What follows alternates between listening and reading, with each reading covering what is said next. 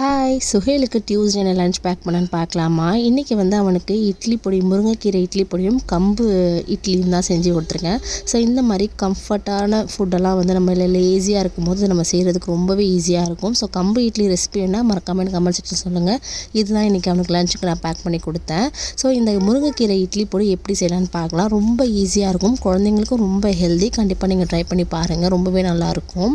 So ஒரு பேனில் தேவையான அளவுக்கு நல்லெண்ணெய் விட்டுக்கோங்க. 1 கப் அளவுக்கு உளுந்து, நார்மலாக இட்லி பொடி அடிக்கிற மாதிரி தான். ஆனால் இதில் நம்ம முருங்கைக்கீரையும் கருவேப்பிலையும் கொஞ்சம் அதிகமாக சேர்த்துக்க போகிறோம், அவ்வளோதான்.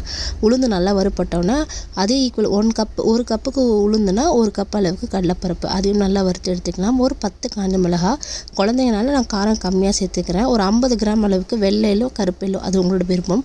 ஒரு 5லேருந்து 6லேருந்து பல் பூண்டு, அதுக்கப்புறம் கொஞ்சம் கருவேப்பிலை கை ஃபுல்லாக, அப்புறம் கொஞ்சம் முருங்கைக்கீரை நான் இந்த மாதிரி காய வச்சு வச்சுருக்கேன், அதையும் நம்ம போட்டுக்கலாம். ஸோ நிறையா போட்டிங்கன்னா பசங்க சாப்பிட மாட்டாங்க, அதனால் கொஞ்சமாக நம்ம இந்த மாதிரி போட்டு, கொஞ்சமாக பெருங்காயம், கொஞ்சமாக உப்பு, கொஞ்சமாக வெல்லம் போட்டு இதை நல்லா அரைச்சிட்டு, நல்லா காஞ்சோன்னே நல்லா அரைச்சி எடுத்துட்டோம். நம்மளோட சூப்பரான முருங்கைக்கீரை இட்லி பொடி ரெடி ஆகிடும். ஸோ நம்மளுக்கு லேசியான டைமில் குழந்தைங்களுக்கு இந்த மாதிரி பேக் பண்ணி கொடுத்துடலாம்.